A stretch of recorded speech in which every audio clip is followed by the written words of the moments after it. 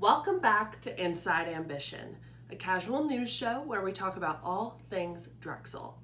I'm your host, Alexandra George. And happy June! You know what June means? It's Pride Month.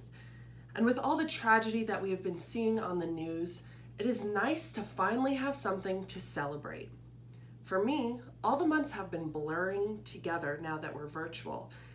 It feels like just yesterday Australia was burning, and that the murder hornets were ravishing the world, and that Ghislaine Maxwell was finally arrested. Wait, I'm sorry, what's that?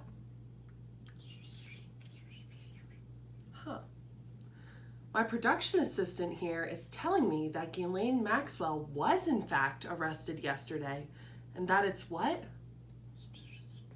July? No way. That means I missed Pride Month. No, what am I supposed to do with my rainbow wig now? That synthetic hair isn't gonna make it through the year. Well, you know what? I say who cares that Pride Month is technically over. Every month we should be talking about rights for the LGBTQIA+ community. And each and every day, people should be able to be proud of their identities. 30 days in June isn't enough, right? And I guess if you don't agree with me, you can just wait to watch this video until next June. See you then. I know that many of y'all might be upset that you weren't able to get all decked out in your neon spandex and rainbow tutus to attend this year's Pride Parade in Philadelphia. But newsflash, there are pride parades happening all over the country right now. Black Lives Matter protests are, in a sense, pride marches. Even though there is a distinct contrast between the two, they are more interlaced than I have time to express. Now, let's take an inside look.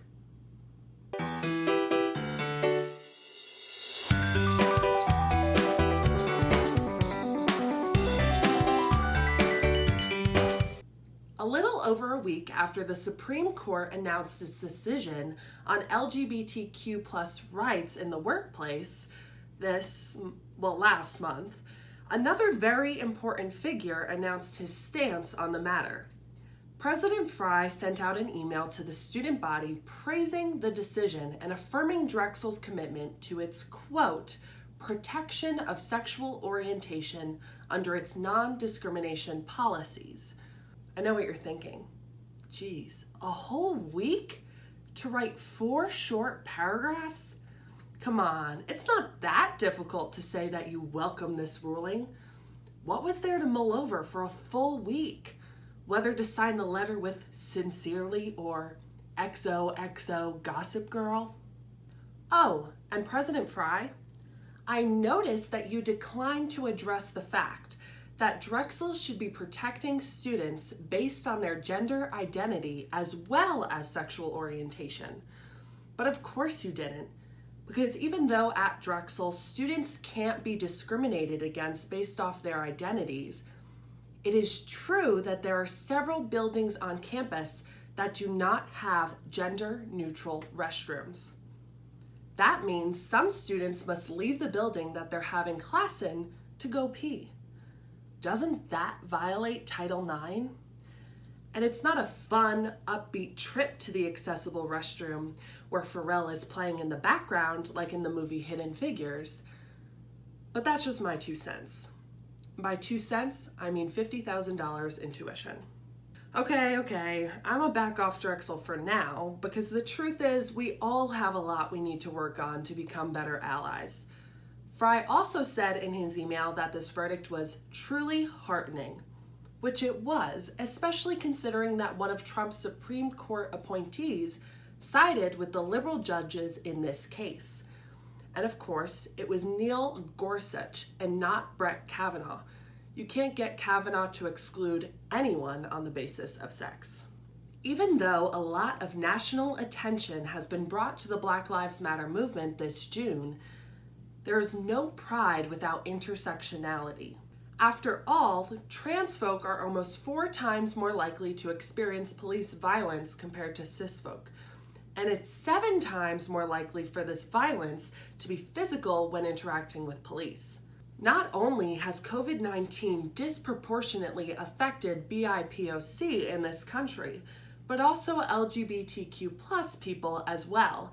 And even though the Supreme Court just confirmed it is illegal to discriminate against someone in the workplace based off their sexual orientation or gender identity, a survey commissioned by Human Rights Watch showed that LGBTQ people lost their jobs at a much higher rate than the general population due to COVID-19, up to 17% from 13%, with non-white LGBT people at 22%. The same way we are seeing the hashtag #MeToo movement come back into light, with more conversations surrounding sexual assault and harassment since the Black Lives Matter movement has become mainstream, we cannot be having conversations about civil rights without acknowledging the intersectionality of these issues. The same way you can't eat a hot dog without acknowledging that it's made with skeletal meat. It's just plain ignorant and you're causing harm. 3 years ago now, Philadelphia changed its pride flag to be more inclusive by adding a black and a brown stripe above the traditional 6-color rainbow layout. And the city of Philadelphia has a lot more work to do as well. Just a week before the Supreme Court ruling, Philly resident Dominique Remy Fells was found dismembered in the Schuylkill River. Philadelphia Police Commissioner Danielle Outlaw, yes, Outlaw, that's her real name. It's almost as crazy as the fact that Chef is Chef Boyardee's real first name.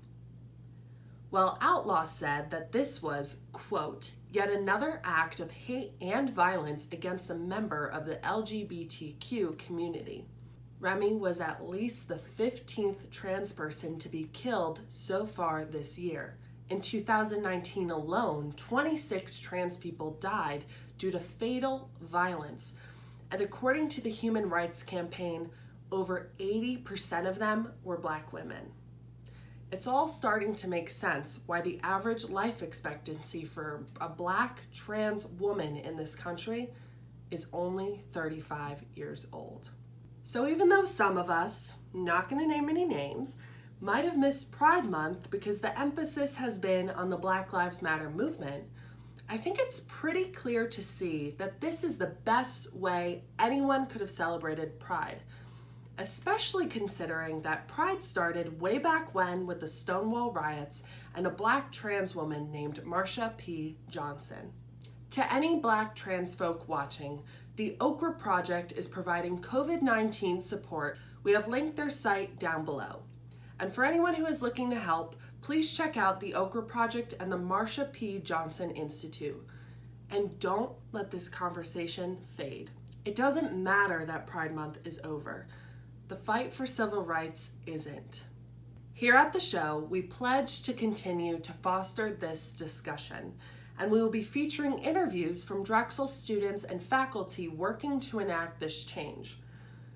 If you are interested in joining the Inside Ambition team, please reach out to me at my Drexel email. Make sure to follow our Instagram at inside_ambition and to subscribe to Drexel Television's YouTube channel to stay up to date with all of our content. Thanks for watching, stay safe, and we'll see you soon.